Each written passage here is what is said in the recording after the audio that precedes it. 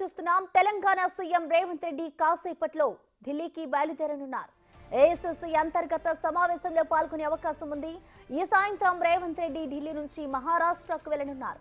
2 రోజుల పాటు మహారాష్ట్రలో ఎన్నికల ప్రచారంలో పాల్గొంటారని పార్టీ వర్గాలు చెబుతున్నాయి.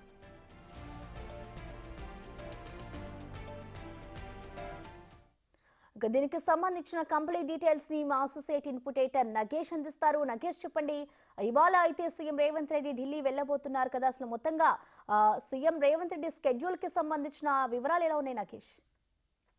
10 గంటలకు ఢిల్లీకి రేవంత్ రెడ్డి వెళ్తున్నారు. 10 గంటలకు శంషాబాద్ ఎయిర్పోర్ట్ నుండి బయలుదేరుతారు. ఏఐసీసీ అంతర్గత సమావేశంలో పాల్గొంటారు. ఏఐసీసీ అంతర్గత సమావేశం జార్ఖండ్, మహారాష్ట్ర ఎన్నికలకు సంబంధించి జరగనుంది. ఇందులో వివిధ రాష్ట్రాల్లో ఉన్న ముఖ్యమంత్రులు, ఏఐసీసీ పెద్దలు పాల్గొనే అవకాశం ఉంది.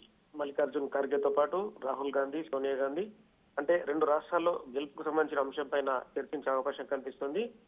ఏఐసీసీ అంతర్గత సమావేశంలో ఇవాళ ఉదయం నుంచి సాయంత్రం వరకు కూడా అక్కడే పాల్గొంటారు.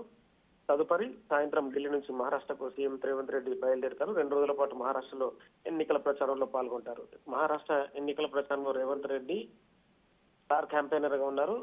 రేవంత్ రెడ్డితో పాటు కర్ణాటక నేత డికే శివకుమార్, వివిధ నేతలు కూడా చాలా మంది భారతదేశం నుంచి ఏఐసీసీ సంబంధించిన వాళ్ళందరినీ ప్రకటించిన జాబితాలో స్టార్ క్యాంపెయినర్లుగా ఉన్నారు.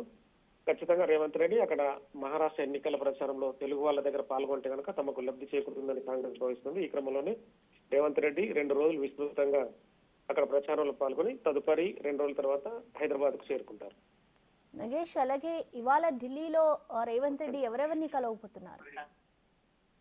ఇవాళ ఢిల్లీలో మోస్ట్లీ అంటే కాంగ్రెస్ పార్టీకి సంబంధించిన సమావేశంలోనే పాల్గొంటారు. వివిధ కేంద్ర మంత్రులు కానీ, ప్రధానమంత్రి కానీ ఎవరిని కలిసే అవకాశం లేదు. ఎందుకంటే ఏఐసీసీ అంతర్గత సమావేశం అనేది వాళ్ళ కీలకం. అంటే మధ్యాహ్నం 12:30-1 గంటలకు ఢిల్లీ చేరుకున్న తర్వాత ఏఐసీసీ ఆఫీస్ కి వెళ్లి అక్కడ ఏఐసీసీ సమావేశంలో మల్లికార్జున్ ఖర్గేతో పాటు రాహుల్ గాంధీ, సోనియా గాంధీ, మిగతా ముఖ్య నేతలందరూ పాల్గొంటారు. ఎందుకంటే జార్ఖండ్, మహారాష్ట్రలో గెలవడం అనేది చాలా కీలకంగా కాంగ్రెస్ పార్టీ భావిస్తుంది. ఎందుకంటే మహారాష్ట్ర పెద్ద స్టేట్ గా ఉంది. అలాగే జార్ఖండ్ లో కూడా గెలిస్తే కనుక ఖచ్చితంగా తమ బలం భారతదేశంలో పెంచుకోవాలని కాంగ్రెస్ భావిస్తుంది. ఈ క్రమంలోనే అంతర్గత సమావేశంలో ప్రతి వ్యూహాలు ఎలా ఉన్నాయి, బీజేపీ కానీ మిగతా ఎన్డీఏ వాళ్ళ ఆలోచనలు కానీ వాళ్ళ వేసే స్టెప్పులు ఎలా ఉన్నాయనే విషయాన్ని చర్చించనున్నారు. యూపీఏ కూడా అందుకు తదనుగుణంగా నేతలను సమాయత్తం చేయడం, ఎందుకంటే భారతదేశంలో నెక్స్ట్ ప్రధానిగా రాహుల్ గాంధీ కావాలంటే ఖచ్చితంగా ఈ 2 రాష్ట్రాల్లో చేయించుకోవాలనేది ఒక ప్లాన్ గా ఉంది. ఈ క్రమంలోనే